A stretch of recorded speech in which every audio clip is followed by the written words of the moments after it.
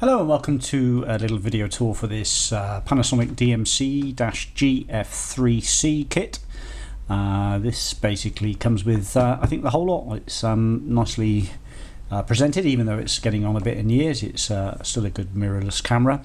So anyway, what do we get? We got the Lumix original charger, and there's the spec on the back. The mains lead for that charger, 240 volt 3-pin plug.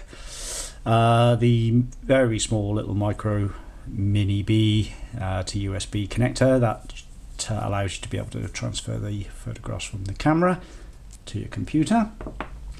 Another mini B connector to AV leads, so you can connect that to a VCR TV. Your computer if you've got an AV kit, but anyway, TVs generally have those photo connections on. Some booklets, owner's manuals, that sort of thing. Inner cartons, bags are in the box, so it is all there.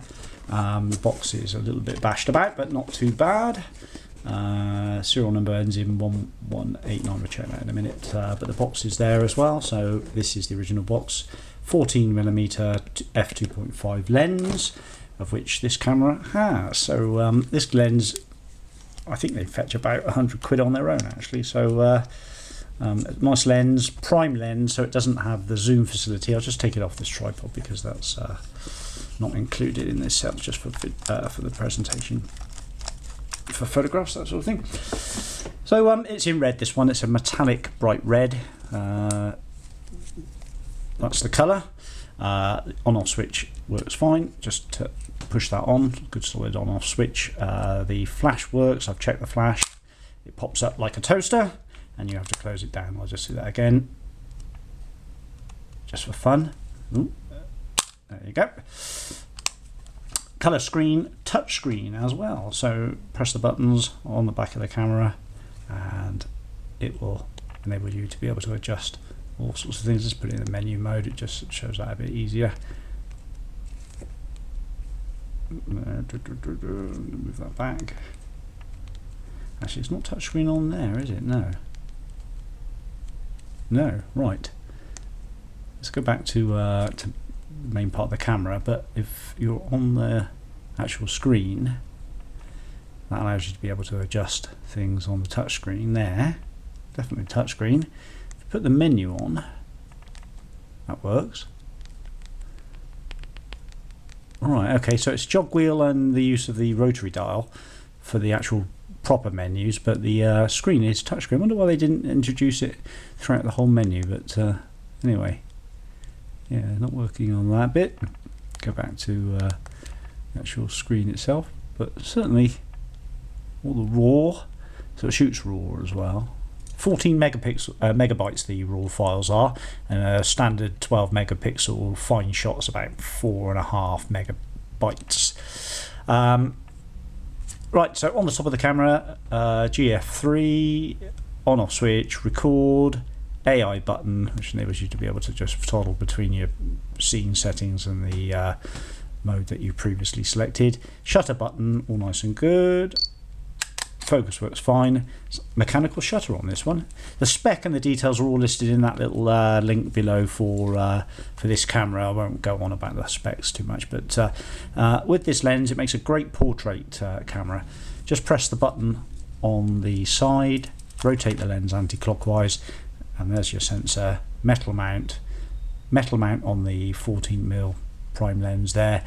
No lens cap, I'm afraid. It takes a 46mm lens cap. All the optics are good and up together. Just line the red dots up, pop it back on the body, and that's a nice firm fixing. So yeah, nice camera, good for portrait use, not too big, and comes with the original Lumix strap, shoulder strap.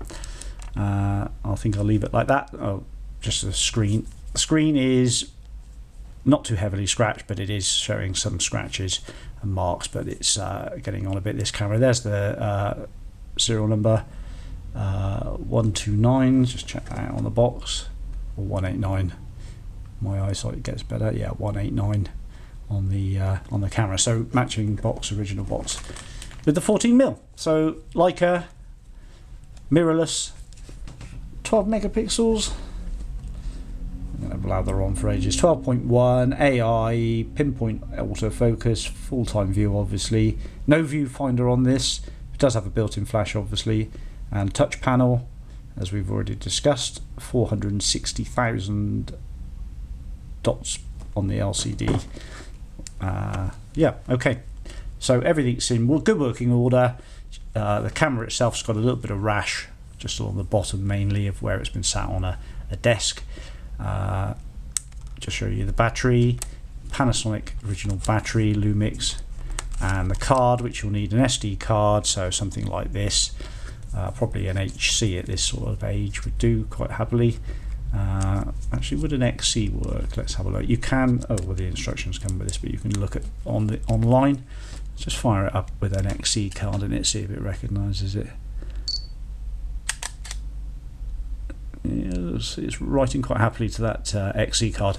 Don't know the shutter count. Did try and find if I could get it off of it, but it's not that much of a complicated camera to get shutter count. So there's an XC card, which is mine, and that does work. So you're probably best to get an XC card with a quick write speed for it.